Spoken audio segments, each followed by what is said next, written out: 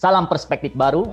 Salam tersebut juga sebagai penanda bahwa ini adalah acara kesayangan Anda, yaitu program wawancara khusus perspektif baru dengan saya, Hayat Mansur, sebagai host. Sahabat pendengar, dalam sebulan terakhir ini, suasana kehidupan bernegara kita ramai dengan pro dan kontra terhadap pengesahan undang-undang tentang Cipta Tenaga Kerja atau yang akrab dipanggil Cipnaker. Kita akan membahas topik Undang-Undang Cipnaker ini dari perspektif seorang peneliti yang lembaganya berlokasi di luar Indonesia, yaitu tetangga kita, Singapura.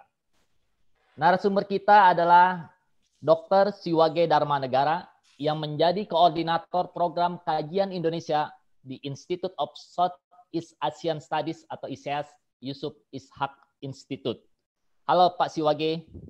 Halo Pak Mansur, terima kasih atas undangannya Pak. Ya, kami juga berterima kasih Pak Siwage bersedia hadir di acara Perspektif Baru. Nah, Pak Siwage, tolong jelaskan dulu sekilas tentang ISEAS Yusuf Ishak Institute ini kepada pendengar. Oh ya, baik Pak. Jadi ISEAS Yusuf Ishak Institute adalah lembaga think tank yang khusus mengikuti perkembangan yang terjadi di Asia Tenggara. Jadi dari namanya sendiri ini ada istilah Institute for Southeast Asian Studies. Jadi studi-studi yang kami lakukan difokuskan kepada perkembangan baik itu politik, ekonomi, sosial, budaya di beberapa negara kawasan Asia Tenggara. Kebetulan saya saat ini membantu di program studi Indonesia.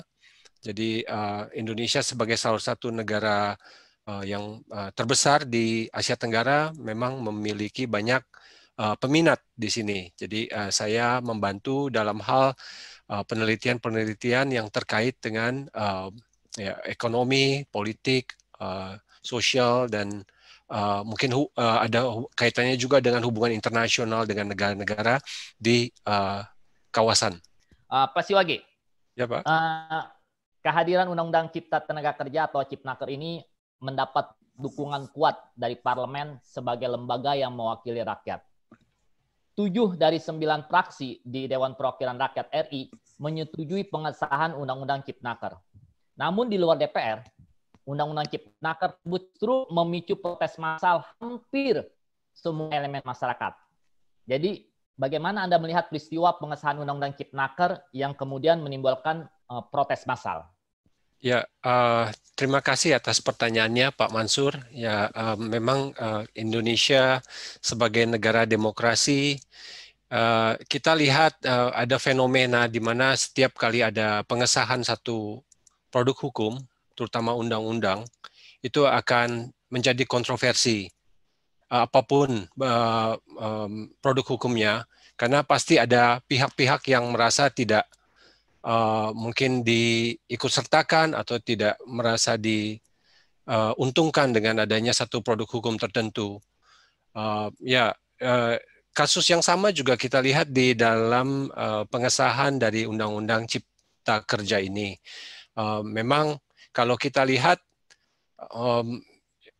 undang-undang ini banyak dimotivasi oleh kepentingan bisnis ataupun investor, para pemodal, pemilik modal, dan terutama untuk mempermudah perizinan, di mana harapannya adalah ke depan dengan lebih mudahnya izin yang diberikan atau disyaratkan, itu akan semakin banyak investasi yang masuk ke Indonesia. Dan ujung-ujungnya memang target pemerintah adalah membuka lapangan kerja sebesar-besarnya bagi tenaga kerja Indonesia. Tapi kalau yang kita lihat dari perkembangan di awal, dari mulai ide ini dicetuskan oleh Pak Presiden Jokowi, ya mungkin pada waktu pelantikan beliau mengisyaratkan akan mengeluarkan satu undang-undang yang cukup signifikan pada era kedua dari pemerintahan beliau. Ya ini sudah banyak sekali kontroversi di mana sebagian besar dari kelompok pekerja merasa undang-undang ini akan merugikan bagi kepentingan buruh dan pekerja. Karena sekali lagi didasari oleh kepentingan dari investor dan pemodal. Jadi kalau saya melihat, ya undang-undang ini memang dari sejak awal sudah mungkin semacam menjadi pertentangan antara kepentingan pemodal maupun pekerja. Dan ya mungkin yang agak disayangkan karena kemudian dalam proses legislasi itu kepentingan pekerja tidak terlalu banyak diikutsertakan, dan akhirnya ya kita tahu DPR mengesahkan sekalipun pihak pekerja dan ada 2 partai politik yang tidak setuju, dan kelihatannya ya mungkin pemerintah dan DPR merasa yakin bahwa undang-undang ini ada yang terbaik bagi Indonesia untuk mengatasi ya saat ini kita dalam krisis juga, ada pandemi dan krisis ekonomi. Jadi ini mungkin dianggap sebagai salah satu solusi penting untuk mengangkat ekonomi Indonesia ke depan. Ini sudah menimbulkan pro dan kontra. Nah, pertanyaannya, apakah Undang-Undang Ciptaker ini memang dibutuhkan oleh Indonesia untuk mengatasi tadi resesi ekonomi, karena pandemi dan sebagainya? Ya, mungkin ini bisa jadi bahan perdebatan lagi, Pak. Apakah dibutuhkan atau tidak? Tapi yang jelas dari berbagai studi itu ya kita sudah tahu bahwa iklim investasi di Indonesia masih kurang kompetitif dibandingkan dengan negara-negara tetangga atau pesaing kita. Contohnya di mungkin Vietnam, di Thailand, Malaysia, dan mungkin negara-negara lain yang saat ini juga sama-sama berlomba untuk menarik investasi ke negaranya masing-masing. Jadi kalau kita lihat bagaimana situasi iklim investasi kita, itu memang sangat jauh dari ideal, dan dari sini kita lihat memang adanya satu keperluan untuk melakukan reformasi ataupun mungkin perbaikan di dalam sistem investasi kita, ekosistem investasi. Jadi ini yang sedang diupayakan oleh pemerintah. Tetapi sekali lagi, apakah ini memang bisa berhasil atau tidak, sekali lagi tergantung pada mungkin bagaimana nanti para stakeholders atau pemangku kepentingan itu menyikapi dari undang-undang yang telah disahkan ini. Kita tahu bahwa undang-undang tidak cukup, diperlukan juga produk-produk hukum turunannya, bagaimana undang-undang tersebut bisa diimplementasikan dengan efektif. Saat ini kita memang menunggu seberapa cepat tim pemerintah maupun mungkin bersama-sama dengan tim pemerintah daerah mengimplementasikan dari undang-undang Cipta Kerja ini. Nah, tadi dikatakan bahwa Undang-Undang Ciptaker ini untuk menyelesaikan persoalan investasi di Indonesia. Nah, pertanyaannya adalah, apakah memang Undang-Undang Ciptaker ini bisa menjadi tongkat ajaib untuk menyelesaikan persoalan investasi di Indonesia? Mungkin sebagai tongkat ajaib tidak mungkin ya Pak, karena kita tahu bahwa persoalan yang ada di dalam ekosistem bisnis kita ini sangat kompleks, sangat rumit. Mungkin salah satu persoalan saja misalnya masalah perburuan. Masalah perburuan sendiri sudah sangat rumit. Dan ada lagi masalah-masalah terkait dengan perizinan, kemudian masalah infrastruktur, masalah mengenai mungkin produk hukum, bagaimana hukum itu ditegakkan, masalah korupsi, dan berbagai masalah lainnya. Jadi sangat sulit kita mengatakan bahwa satu produk hukum seperti Undang-Undang Cipta Kerja ini akan bisa mengatasi berbagai masalah yang ada di Indonesia saat ini. Tapi ini merupakan satu awal sebenarnya kalau kita lihat dari mungkin upaya pemerintah untuk mulai merapihkan, mungkin membereskan apa sih sebenarnya yang kurang dari mungkin ekosistem dari investasi kita, daya saing kita, apa yang menjadi masalah. Jadi kelihatan pemerintah sudah melihat di awal dilihat kurangnya infrastruktur, kemudian pemerintah menginvestasikan banyak anggaran untuk perbaikan infrastruktur. Sekarang dilihat dari sisi regulasi dan mungkin perizinan yang mungkin perlu dipersederhanakan. Jadi kita lihat ini satu step untuk memperbaiki apa yang menjadi masalah mendasar di Indonesia. Tapi sekali lagi, kalau kembali ke pertanyaan Bapak, ya tidak mungkin ini menjadi satu tongkat ajaib yang bisa menyelesaikan semua masalah. Oke, Pak Siwage. Nah, tadi kan dikatakan bahwa kehadiran Undang-Undang Cipnaker ini ya untuk meningkatkan iklim investasi di Indonesia. Nah, apakah Pak Siwage melihat bahwa kehadiran Undang-Undang Cipnaker ini menunjukkan pemerintah lebih mendukung pemodal atau investor dan tidak berpihak kepada masyarakat dalam hal ini terutama buruh? Apakah memang tidak ada keberpihakan pemerintah di dalam Undang Cipnaker ini kepada buruh? Mungkin kalau dibilang tidak ada keberpihakan juga tidak pas ya Pak, karena sebagai pemerintah mungkin peran pemerintah adalah menyeimbangkan antara kepentingan pebisnis, pekerja maupun masyarakat. Jadi Indonesia sebagai negara sedang berkembang, kita perlu investasi jelas karena kita perlu tumbuh untuk mengejar ketertinggalan, juga meningkatkan income per kapita dari masyarakat.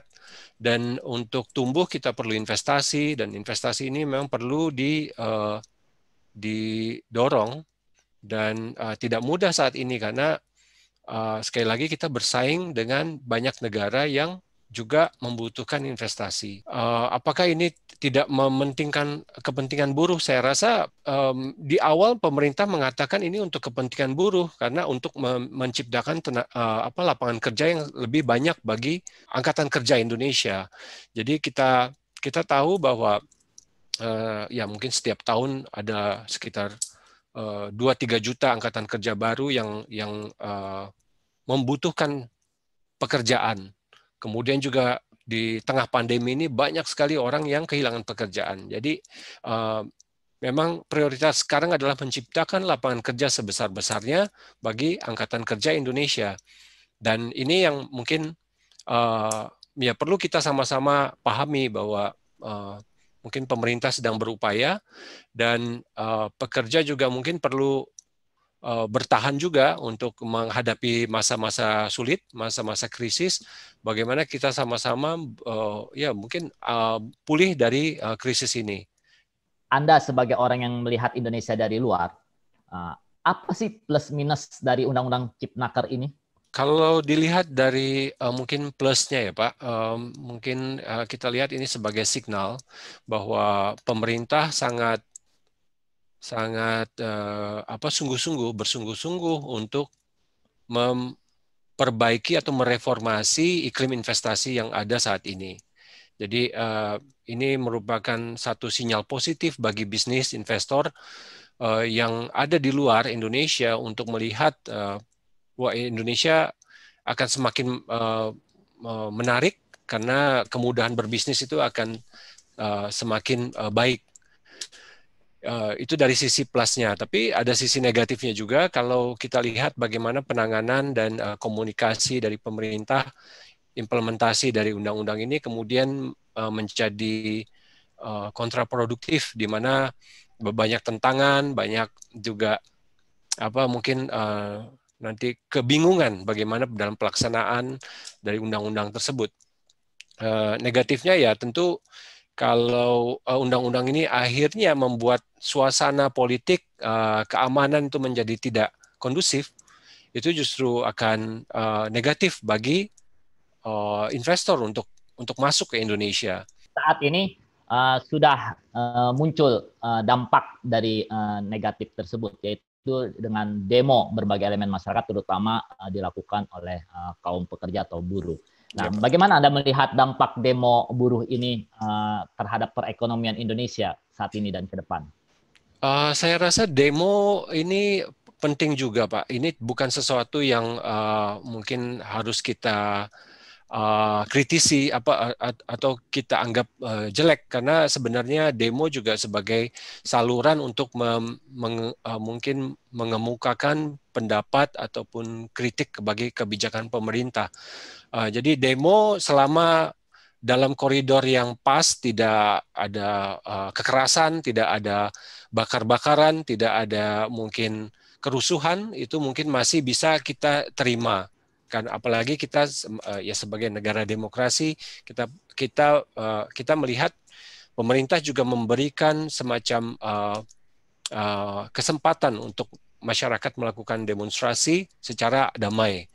Jadi selama demo-demo yang terjadi itu masih terkendali dan damai, saya rasa ini tidak akan merusak mungkin overall iklim investasi di Indonesia. Tetapi kalau kemudian demo ini berlanjut, berkepanjangan, dan disertai dengan kekerasan dan korban, itu saya rasa mungkin akan memberi reputasi yang tidak baik bagi Indonesia. Ya, kita tahu di mana-mana sekarang terjadi demonstrasi, tidak hanya di Indonesia, di Amerika, di Eropa, demonstrasi merupakan hal yang wajar, tetapi kemudian bagaimana ya nanti pada akhirnya pihak pemerintah, pengusaha, dan mungkin tenaga kerja, dan mungkin para pemangku kepentingan yang lain itu kemudian duduk kembali bersama untuk menyelesaikan masalah dengan ya mungkin lebih efektif, Pak. Nah, demo tersebut adalah salah satu upaya untuk penyaluran suara atau aspirasi dari kalangan buruh atau pekerja dan juga kalangan lainnya. Nah, bagaimana Anda melihat komunikasi publik pemerintah Jokowi saat ini terhadap Undang-Undang Ciptaker tersebut? Ya, mungkin ini yang menjadi mungkin titik lemah dari pemerintah saat ini. Mungkin komunikasi publik masih tidak berjalan dengan efektif, sehingga banyak sekali terjadi mungkin kesalahpahaman, konflik di masyarakat, karena mungkin ada ketidaksinkronan antara informasi yang diberikan oleh pemerintah dengan apa yang dipercaya oleh masyarakat. Jadi sekali lagi ini kembali ke masalah transparansi, keterbukaan, bagaimana pemerintah sebenarnya bisa mungkin menjelaskan apa saja di balik ya mungkin satu produk hukum, satu kebijakan, apa saja yang menjadi dasar pemikiran dan mungkin ya alasan pemerintah untuk menerapkan produk hukum tersebut. Sekali lagi kita tahu bahwa ya di beberapa kejadian memang kita lihat komunikasi memang perlu menjadi titik yang lebih diprioritaskan oleh pemerintah ke depan, bagaimana setiap kebijakan yang diambil oleh pemerintah bisa mungkin disebarluaskan, didiseminasikan, dan ya mungkin diberikan semacam kesempatan juga bagi publik untuk mendengar langsung dari pemerintah. Oke, terakhir Pak Siwage, Anda melihat perekonomian Indonesia saat ini menghadapi resesi. Nah, apa yang seharusnya dilakukan oleh pemerintah Indonesia menghadapi kenyataan perekonomian ini? Ya, mungkin untuk menghadapi resesi biasanya ya mungkin pemerintah perlu memprioritaskan pada program jaring pengaman, karena biasanya resesi akan mungkin lebih banyak mengorbankan masyarakat yang berpendapatan mungkin rendah, dan juga kelompok-kelompok yang rawan atau vulnerable groups. Jadi masyarakat miskin itu mungkin perlu mendapat semacam prioritas jaring pengaman. Kita tidak tahu seberapa cepat ekonomi kita bisa pulih dari resesi. Ya, mungkin berbagai prediksi mengatakan setelah ditemukannya vaksin pada akhir tahun ini, kemungkinan besar Indonesia akan bisa segera pulih, dan tahun depan kita bisa kembali tumbuh positif. Tetapi sekali lagi semua itu kembali pada asumsi bahwa vaksin ditemukan dan ekonomi bisa kembali pulih dengan cepat. Dan ini asumsi tidak ada yang bisa kita pegang karena asumsi ya sekali lagi bisa berubah tergantung situasi internal dan eksternal. Jadi untuk saat ini yang pemerintah perlu prioritaskan adalah mungkin jaring pengaman, kemudian juga mungkin membantu terutama UMKM kita yang sedang mungkin juga terdampak besar karena pandemi. Jadi mereka juga perlu mendapat semacam bantuan permodalan, juga bantuan untuk bertahan di saat-saat resesi saat ini. Selain itu juga mungkin pemerintah juga perlu menyiapkan mungkin program bagaimana mempercepat proses recovery dari ekonomi Indonesia ke depan. Dan ini mungkin perlu dukungan juga dari para pebisnis, dari UMKM, maupun dari mungkin pihak tenaga kerja kita untuk bisa bersama-sama membantu pemerintah memprioritaskan program-program recovery ekonomi. Terima kasih Pak Siwage. Kata penutup itu saya garis bawahi bahwa apapun upaya pemerintah, semua perlu dukungan dari kita sebagai warga negara. Sampai jumpa di wawancara perspektif berikutnya. Terima kasih Pak.